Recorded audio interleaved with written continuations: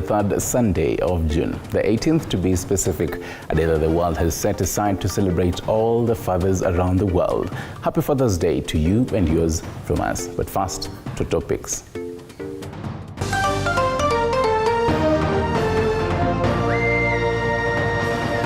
Tonight, President William Ruto asks legislators from the opposition to support the finance bill after it sailed through a controversial second reading. Nyinyi mnataka tuendelee hii barabara ya kwenda kwa mnada ama tuendelee ile ya kibaki ya kusanya ushuru na Wakenya wenzetu? Also tonight, church leaders wade into the government and opposition relations days before the finance bill is set to be tabled for its third reading. We need to think ahead as leaders. We need to think a life in which all of us shall not live, but those people who are going to live will benefit. Plus, we highlight the Kenyans' opinion on the competency-based curriculum mode of learning that is on its pilot phase. When I try to compare the 844 system and the system for the CBC, I can say the CBC has an upper hand.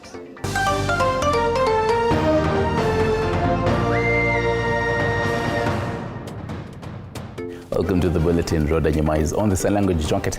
I'm yours truly, Stanley Nyuringita. Now, President William Ruto has asked MPs affiliated to Azimio la Umoja not to succumb to what he said was intimidation and voting against the finance bill, which is sent to be tabled on Tuesday. In his own report, Violet Ouma tells us Ruto has urged the leaders to disregard any threats and instead consider the potential consequences their constituencies may face.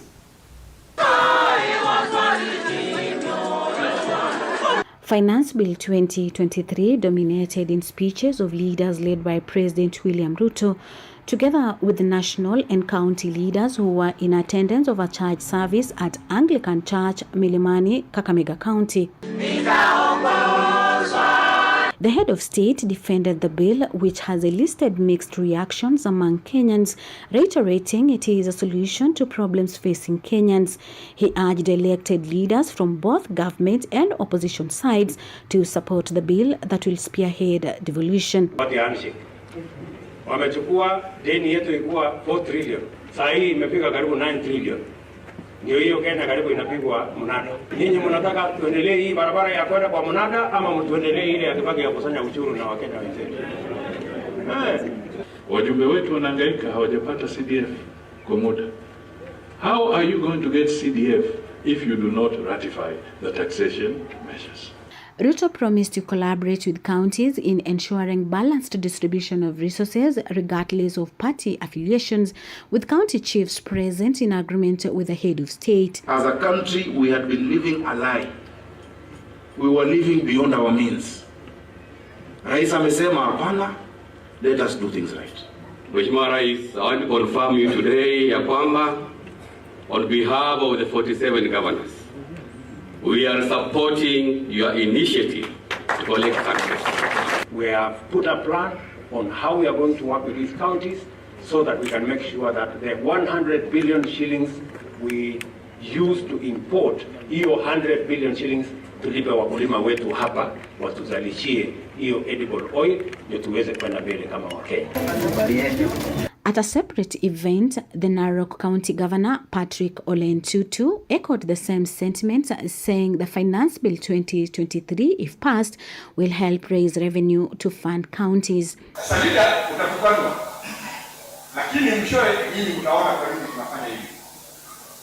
example, county government, we go to about 4 months bila kulipwa pesa yetu.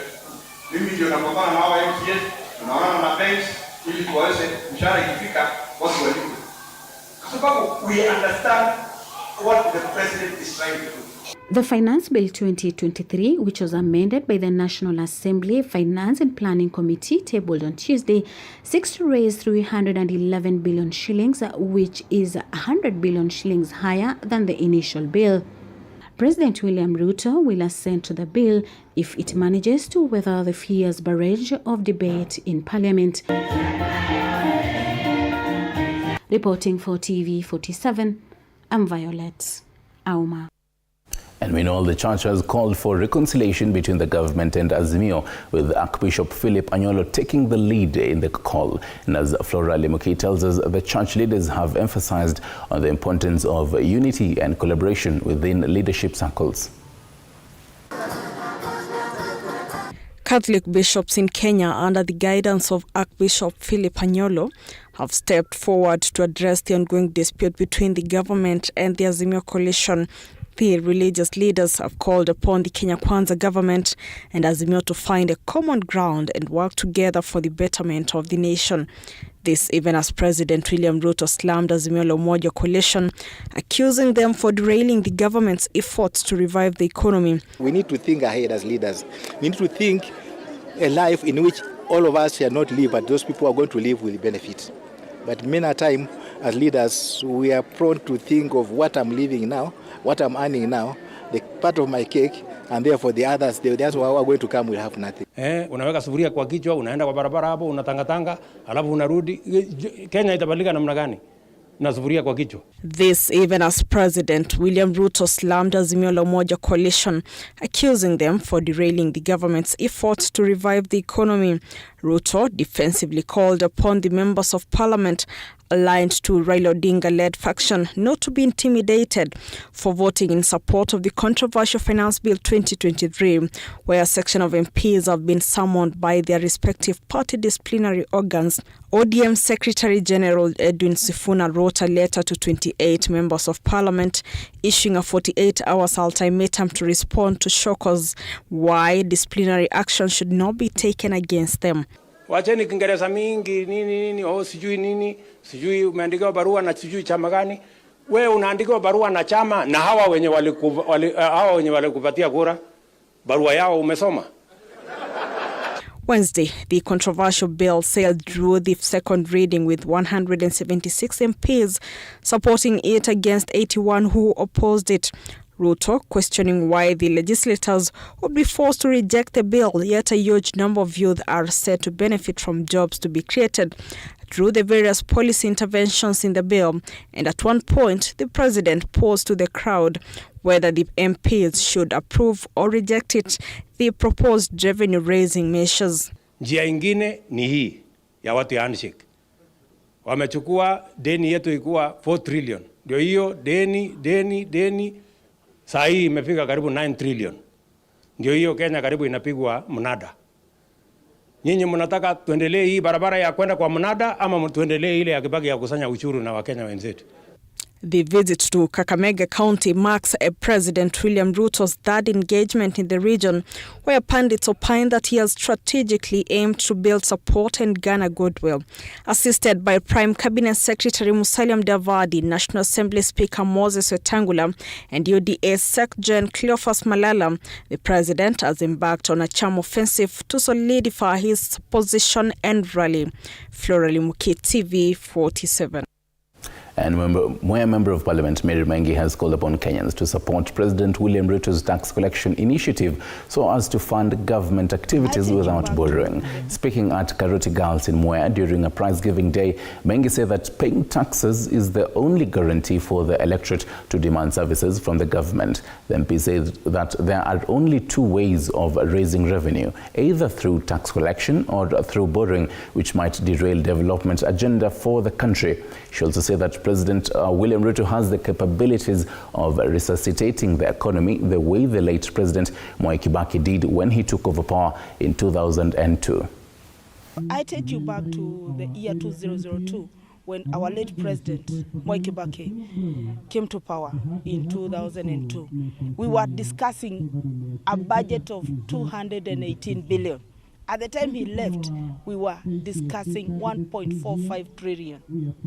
And you know what? At that time when he left, 93% of it was funded locally. So if it was done then, it can be done now. We're only talking of 3.7 trillion. That time it was 1.45 trillion. It can be done. We just need the goodwill, and I know the president has the goodwill. And Mwai Kibaki made only one clarion call. He said, tulipe ushuru tujitegemee. What we have done with this, or what the Kenya Kwanza government has done with this budget, we have have broadened the tax base. Kila mtu atalipa ushuru na ndio tulipe ushuru tujitegemee, so that the people who don't have anything can have something. Wale mahustlers wako huko chini tunaweza kuwainua tukikatwa pesa kwa mshahara, ndio tuwalipie manyumba, tuwalipie healthcare, tuwalipie ile maneno yote tunasema tutawalipia. And I only know of 2 ways to get money for the government. It's through borrowing and more borrowing. In this country, we're spending 2/3 of our budget paying debts. So we cannot buy, we cannot borrow anymore. If we only left. Now, they say being a father is a lonely journey, but nonetheless one that needs to be done. Today, on Father's Day, we talked to 2 single fathers living in Nairobi's Mukuru kwa Njenga informal settlements who tried tooth and nail to see a smile on their children's faces. Take a look. It's 4:30 p.m. on Sunday here in Mukuru kwa Njenga, Nairobi County. William Ranger is busy guiding his 4-year-old son how to draw with the little knowledge he has on the subject. After separating with his wife 5 years ago, Ranger has learnt the art of being the father and mother to his 3 children. Wakati nilikuwa married na wakati niko sahi, zile challenge zilikuwa napitia sana, unless sahi, let's say kama kusafisha nyumba, kuosha, kufua, inabidi natafuta somebody to help, wale wakuhaya kidogo. Lakini mostly mimi mwenyewe hujifanyia. When he is not flipping the pages of these books with his son or probably fixing an evening meal, Ranger is busy driving a truck for a living. However, he tells me that the work comes with its own challenges that hinder his role as a father. Sai ukimwambia kuambia mambo na mama, sije kama anajua mama sasa. Kama akikuja hapo anaweza juana because hajalelewa na mama. Maybe you hire somebody amwangalie kidogo. So ni kwa aunties, unaelewa? So in terms of mother sasa, hata wengine walikuja akaelewa. Akaona nao vile tuko, we are alone. If I'm not there, hata ni wadogo wanachikia pale wanaweza. According to him, fathers rarely get a pat on the back for their input in a family. Kuinje ukitembea mzuri, fathers we play a very big part, by the way. Like once hata mama ukiona yeye kwa nyumba, because everything unapatia yeye. Kama ni rent yeye ndiye atalipa, school fees yeye ndiye atapeleka. Hakuna siku mtoto ataona yeye wewe ndo unapeana. So inabidi mama anakuwa favored sana. Just near Ranger's homestead, we meet Bernard Onsongo. The father of 2 children spends most of his Sundays reading the Bible or bonding with his children. Onsongo says that as much as some days may prove to be challenging being a single father, he enjoys it. Ukitoka shughuli zako, first of all unashughulika, wanya vile atakula kwanza, wafanyisha homework wake. Wakimaliza homework ndio naanza kumuosha, kimaliza kumuosha ndio sasa nianze 1 2 3 yenye fanya vyombo, kuosha vya manguo, kila kitu nafanya hivyo at the same time. So naharakisha by saa 6 nitakuwa nimelala, naharakisha mtoto by saa 3 atakuwa amelala. Angalau wakati Jojo shule anachelewa analala usingizi kwa sababu sina mtu mwingine kunisaidia. As the country joins the world in celebrating fathers,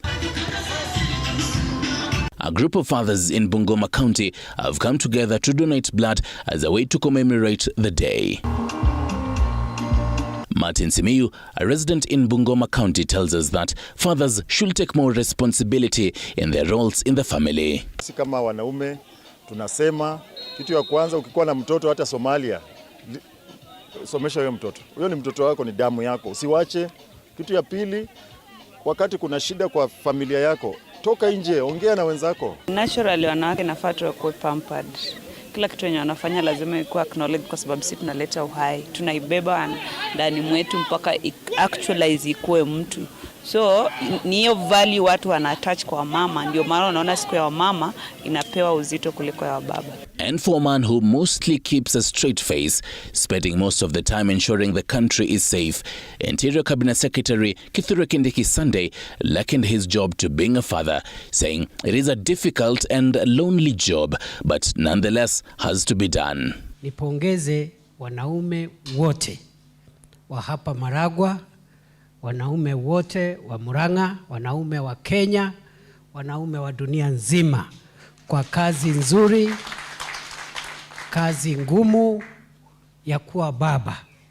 Because a father is a leader, a father is a role model, a father is many things to their children and to all those who call them father. Mimi nataka niwapongeze. Kazi ngumu za lonely journey. Naweza kuilinganisha tu na kazi ya kuwa waziri wa usalama. It's a very difficult job. So pongezi all our fathers. Father's Day is commemorated annually on the third Sunday of June in most countries globally, with the main aim of celebrating fathers and father figures in one's life. And once again, happy Father's Day to you and yours. Now, across the borders, pressure from parents is mounting Uganda's government to track the abducted children and return them back home, following the Friday night attack at Mpondwe Luhebira Secondary School in Kasese district at the western part of Uganda. The incident has up to now claimed 42 lives, with 8 under critical condition.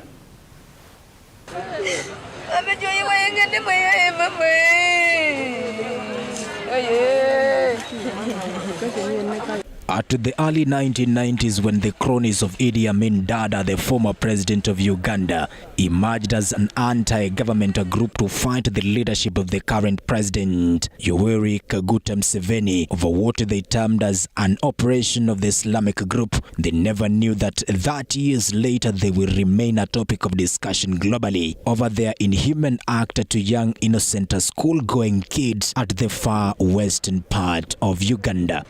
Although not the first case of the Allied Democratic Forces to torture in their common killing technique of using machetes, in June 1998, 8 students were burnt to death in their dormitories in an ADF attack in Kachwamba Technical Institute near the border of Democratic Republic of Congo. At the same incident, more than 8 students were abducted then, with the Ugandan authorities now claiming that the group may target schools as a way of recruiting children into the terror force. Because what I hear, they need food and medicine. And here they took food. So we have to boost the security at all those schools and health centers. Because their main aim is food and medicine. So even the shops in customs and Wera town, that in Bondoro town castle, we have to boost a lot of things because they will need stores of rice and the like. But also their target was to ban the vehicles. So there is a lot that we need to do. As a sign of hope to families that have lost their young ones, the Ugandan army has deployed military choppers to help track the rebel group. The two neighbors, that is the Democratic Republic of Congo and Uganda, have held joint military operations in countering this group. We dispatched a force that pursued the enemy, and up to now they are still following up the enemy. My forces crossed from here now to DRC to join with the other counterparts who are already deploying in DRC. Kasese District Education Minister George Miyinja, a district in which the attack occurred, has condemned the act, confirming that students at the neighboring schools have been released to their homes to ease security operations. Our recommendation would be that government provides security at all these institutions which are really having the boarding and hostel facilities, so that at least with the presence of the security personnel, the students can be comfortable in schools. Jackson Chacha, TV47. Now, closer home, the Kenya National Chamber of Commerce has raised concerns on Azimio's anticipated protests, warning a return of mass demos by the opposition could scare away investors. Newly elected Kenya National Chamber of Commerce and Industry, James Wanjohi, said the country needs to move away from high volatile election politics and focus on building the economy, which is still recovering from the aftershock of COVID-19. Wanjohi says a stable economy will hold the government create the much-needed jobs for the youth and repaying loans. KNCCI has also supported TradeSIA's Moses Kuria's proposal to have all businesses registered under the umbrella organization, which says it is not allied to the two major political formations. As Kenya National Chambers of Commerce and Industry, we are a peace-loving board, because I can assure you, without peace in our nation, we will not be in a position to realize any business. We are losing a lot of money as a nation when we have street demonstrations. We just recovered, or rather on the way to recovery from the corona epidemic period. And so it is wise for our worthy politicians of goodwill to realize that right now, when we call for demonstrations on the streets, it's hurting Wanjiko and it's hurting business in Kenya. And into a special piece tonight, let's get into the classrooms. And ever since the introduction of the CBC education system in our country, there has been a mix of opinions among Kenyans, with some opposing the system and others supporting its implementation. Currently, CBC lessons are being conducted across the country with a specific focus on early childhood development education, that is ECDA programs, which were not present in the old education system. Our reporter Dennis Mbai with more on this particular story.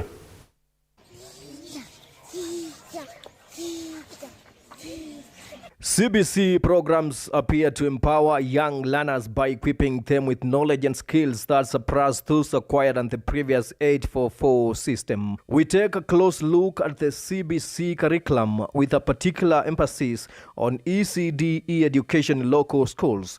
We explore how this curriculum contributes to the overall development of students at a young age, as well as challenges encountered since its implementation.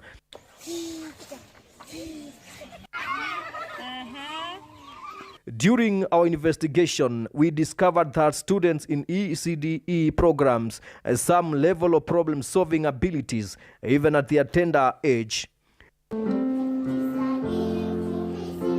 When I try to compare the 844 system and the system for the CBC, I can say the CBC has an upper hand, because it is not only looking at the learner's performance, academic performance, but also at the learner's ability to do things.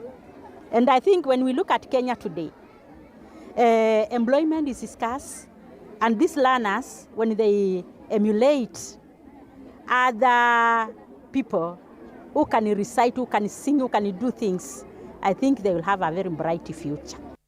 With many parents expressing satisfaction with the quality of basic education their children receive despite the challenges they face. Mimi ninafurahia hii masomo ya ECD kwa sababu wakati wetu hatukuwa na hii masomo. Tulikuwa tunasoma ile masomo na tulikuwa tunasomeshwa na Kikamba. Sasa ukienda kwa mashule yetu hautapata masomo ya Kikamba.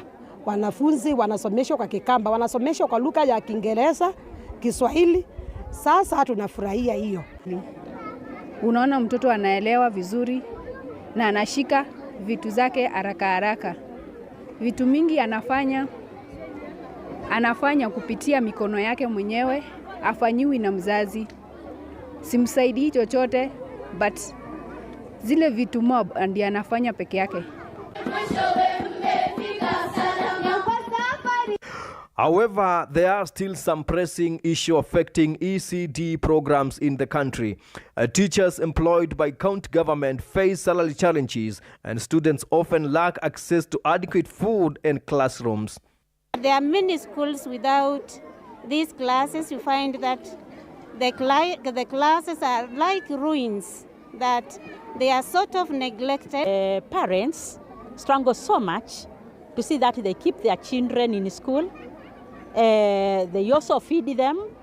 And I have observed my learners, and I do not like them coming to school with the food. We have problems of the teachers. We have a teacher, one of the teachers employed by the county government, where she gets very little, that is about 10,000. So we request that the county government to pay that teacher or both of the teachers good salary because of the economic stress which is there today.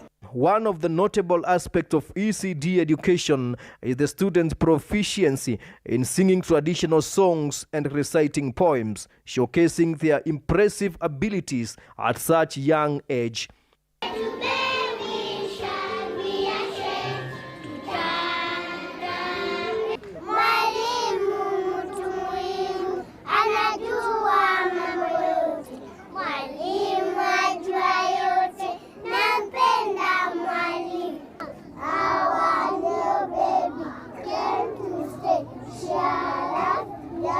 Yesterday, she doesn't talk, she doesn't shine. All she does is sleep and cry. Throughout our interviews, we encountered parents who expressed joy and gratitude. They informed us that through this new education system, their sons and daughters seem to acquire skills and grasp concepts at an early age, in contrast to the education system their parents experienced. Mimi kama mzazi, hii imenifurahisha sana. Watoto wa hii umri wanaongea Kiswahili, Kiingereza, na wakati wetu hatukuwa na hiyo. Kulikuwa tu tunaongea Kikamba. Unaona mtoto anaelewa vizuri na anashika vitu zake haraka haraka. Vitu mingi anafanya kupitia mikono yake mwenyewe, afanyiwi na mzazi. Simsaidii chochote, but zile vitu mob ndiye anafanya peke yake. Some parents even shared their own struggles, having completed primary school without being able to speak Swahili or English fluently. Watoto wa hii umri wanaongea Kiswahili, Kiingereza, na wakati wetu hatukuwa na hiyo. Kulikuwa tu tunaongea Kikamba. Hata mimi saa hii unasikia ninaongea Kiswahili broken, sababu si kusoma kama hawa. Kwa hivyo sisi kama wazazi tumeshukuru sana. While the presence of the CBC curriculum in local schools is undeniable beneficial, poverty levels among parents present a significant obstacle, leading to insufficient food supplies for students. These are young children and they need to eat most of the time. So when they carry food from home, they eat early in the morning. You find that by lunchtime, they do not have anything to eat.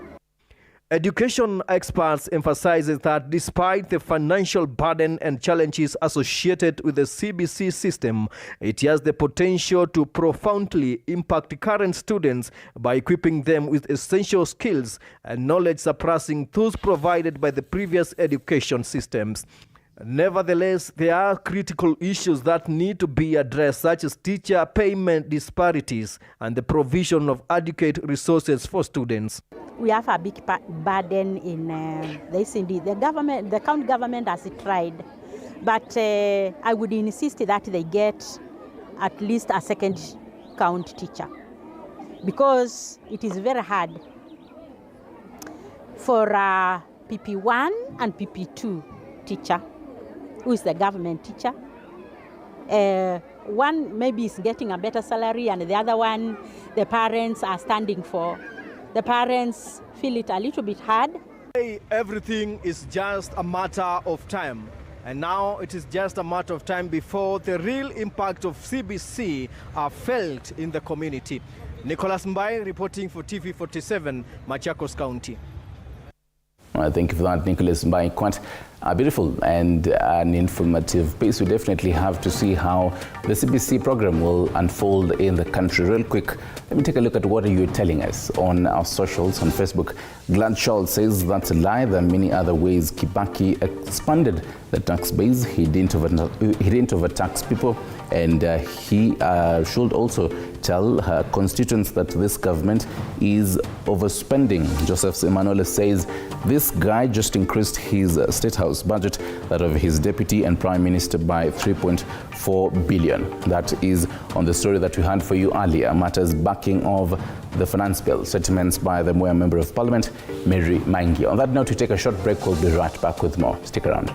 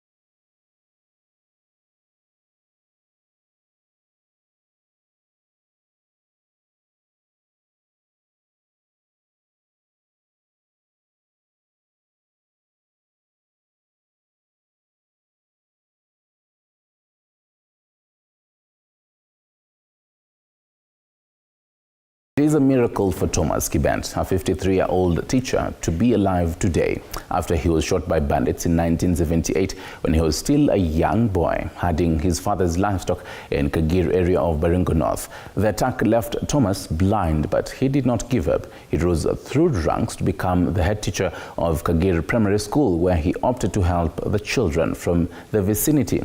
Rhoda Ambatiany with the details.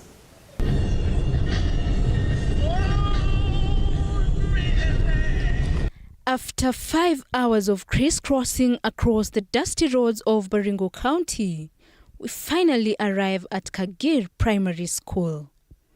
It is yet another normal day for Thomas Kibet, the head teacher who is going against all odds to earn a living. During our visit to the school, we meet Thomas in preparation for a Class 8 theory lesson. Thomas uses Braille to teach the class and has bonded with the pupils. Besides him being blind, he knows them by name through their voices.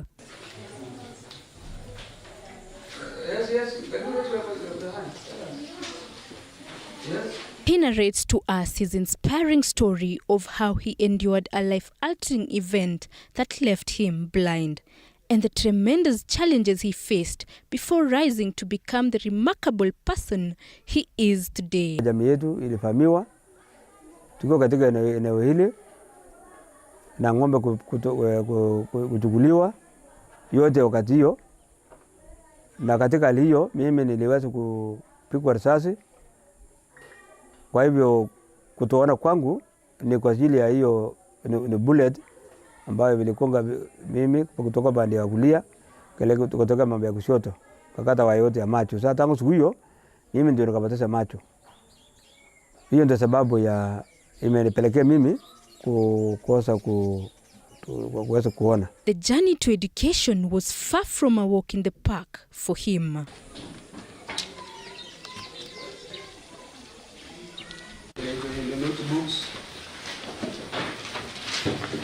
Navigating the educational system as a blind individual presented unique hurdles and obstacles that demanded both resilience and perseverance. However, his unyielding determination propelled him forward, leading him to a remarkable destination. Tell the truth. So Christian values are values that we need. They are virtues that we need to have in our daily life. Recognizing the importance of education in shaping one's future, he was fortunate to be admitted to Thika School for the Blind and later graduated at Egerton University to become a teacher. Mimi nikaenda kusoma shule ya wasioona huko Thika na kuanzia mwaka wa 80 mpaka nikamaliza huko shule ya msingi, nikaenda ya upili nikamaliza pia hiyo huko Thika, na baadaye nikaenda chuo cha walimu huko Sumbi Teachers College na nikamaliza. So hiyo mimi nikasoma namna hiyo mpaka nikaenda diploma in special education, baada degree Moi University in special education, and nikatoka huko nilienda kufunza Marigat Integrated School. Marigat ni shule ya wasioona na walioona. Nilifunza huko mpaka 2015 ndio mimi nikaamua kuja pande hii. Mark Chepkangor, a fellow teacher, termed him as a hardworking man who wants the best for his students. Hapa shuleni ni mtu wa nguvu sana, anafanya bidii. Vile tu tunasaidiana, tunafanya kazi kwa pamoja. Thomas continues to point out the issue of insecurity in the area and how they've led to many cases of disability. Huyu ambaye kuna 391 story yake kidogo ni tofauti. Ijapo mali yao pia alikuja mali alikuja kuishi, mbuzi yao kaibwa, kila kitu kafanyika. Huyu naye alikuwa alifahamiwa, mbuzi yao alifahamiwa, na yeye pia alikuwa ametoka kwa wengine. Akuja kuishi kwa relative yake. Despite the sacrifices he makes, he says he is disappointed because some candidates, despite being successful in the exams, are at home due to lack of school fees. Nikikuja mambo ya namba ya ama kiwango ya watu ambao ni over 7 niko nayo. Wala waja ni shule mpaka sasa wale maleta form 4, darasa la 8 mwaka jana, na hiyo mwingine niko na hawa. So, na wako hata nikitaka waite, hata tukitumana sasa wale kunyumbani watakuja tu hapa sasa. Wale walimaliza lasia na wako tu. Rodambatiani, TV47.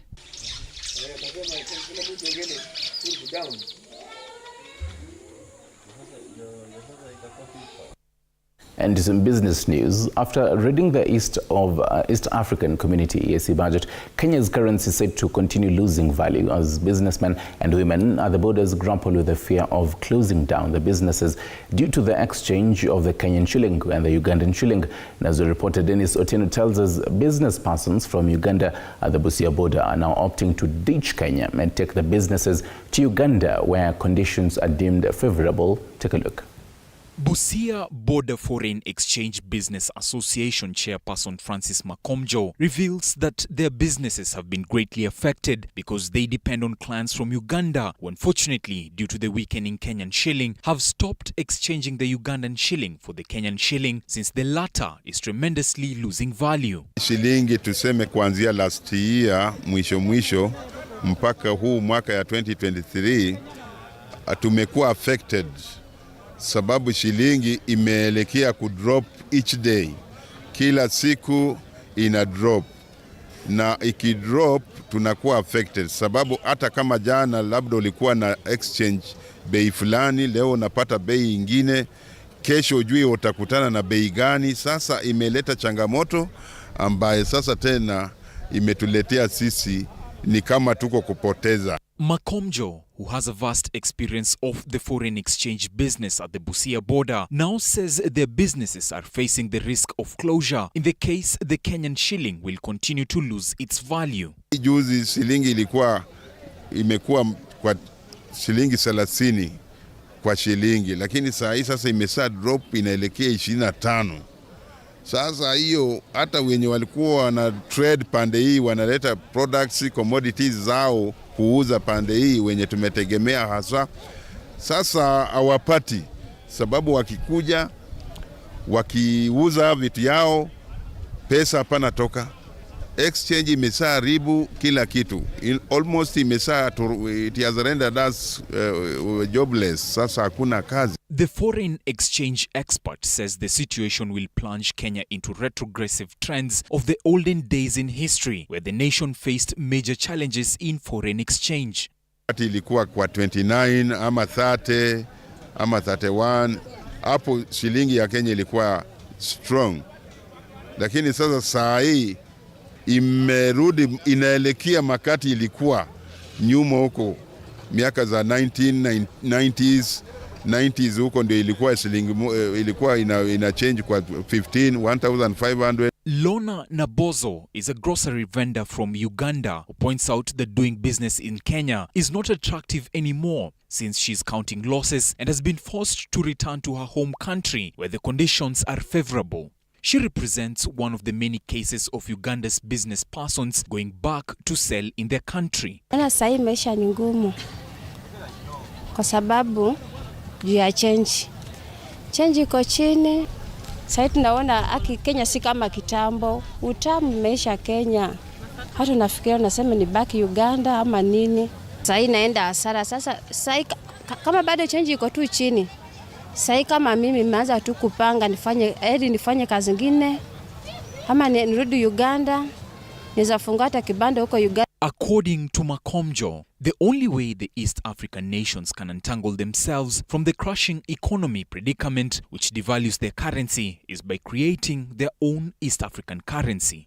East African community ikitengeneza currency yake iwe kama euro ya wazungu, labda itasave.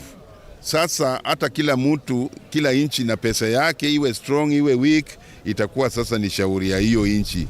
But sasa kama sisi traders ama wana EAC tutajivunia hiyo our currency, our new currency.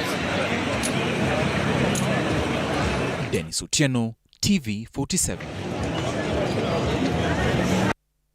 And from business to health matters, youth from across Vihiga County are set to benefit from a multi-sectoral reproductive health initiative which seeks to create awareness among the young people on matters regarding responsible sexual behavior, menstrual hygiene, as well as promotion of gender equity. Speaking at the launch of the action plan, young people from the area lament over teenage pregnancies which continue to shatter dreams of many girls, which has led to further embracing the move by the county government. Abigail Osendi, an officer in the Department of Health, has called upon parents and caregivers to embrace the move, with the county aiming to bring down cases of early pregnancies. Action plan inaenda kutusaidia huku chini kama wananchi, kwamba inaenda kupunguza viwango za mimba, teenage pregnancies ambazo zinafanyika. Ile wakati unapata watoto wadogo ndio hao wanapatikana na mimba. Unapata mtoto amejifungua mtoto mwingine, ina lead to early death, ina lead to abortions. Saa ingine unapata inaleta tena ufukara zaidi juu mzazi amepeleka mtoto shule asome, mtoto naye ameenda kutafuta mtoto mwingine. Challenges like unapata wakati tumekuwa tukitembea mashule under volunteer, unaenda shule unapata unaambia watoto waandike shida zao, mtoto anaandika like alikuwa na ukosefu wa sanitary towels. Boys wanasema wazazi wa neglect, mzazi ashughuliki, like mzazi evade from their responsibilities, wameacha watoto wenyewe wajile. So through this mpango, at least hiyo gap imekuwa fill, wanaenda kukua catered for. The key areas we are focusing on majorly is the issue of teenage pregnancy, the issue of teenage pregnancy and menstrual hygiene. We are focusing on the issue of HIV, AIDS and STIs. We are looking at the issue of gender-based violence. We are looking at the issues of nutrition and communicable diseases. At the same time, we are looking at drug and substance abuse. Issues that I've just raised, it does not affect one gender. It affects all the gender. And if you look at menstrual hygiene, it is a normal fact of life. It's not something that people should be ashamed of. So when we are talking about it, we are supposed to, even boys, they need to impress and know that this is normal, and they need to support even girls during their menstruation. They should not shame them. They should accept it as a normal thing in life. And elsewhere, residents of Mungungune village in Marama West Ward, Butere Parliament area, Kakamega, have protested today to complain about the poor roads after 3 accidents occurred within 1 week in that area. Now, the residents, led by boda riders, protested and planted banana plants on the road while blaming the representative of the area ward for negligence at work. According to them, the road from Mungungune to Ituti is in a bad condition, and they ask those involved to consider it as an emergency issue and fix it to prevent more accidents.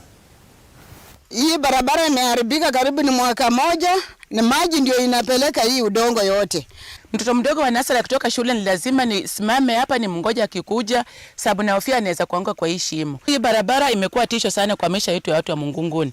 Hii njia watu wameumia wengi sana. Yaani keti ya mama mjane tumesha hata hatuoni huyo mtu. Haiwezi pita hata siku moja kama mtu hajaanguka, jinsi ambavyo mnaona hii barabara. Sisi kama bodaboda tunasumbukana kwa hii barabara. Na tulithibitisha viongozi ambao wanaweza tusaidia.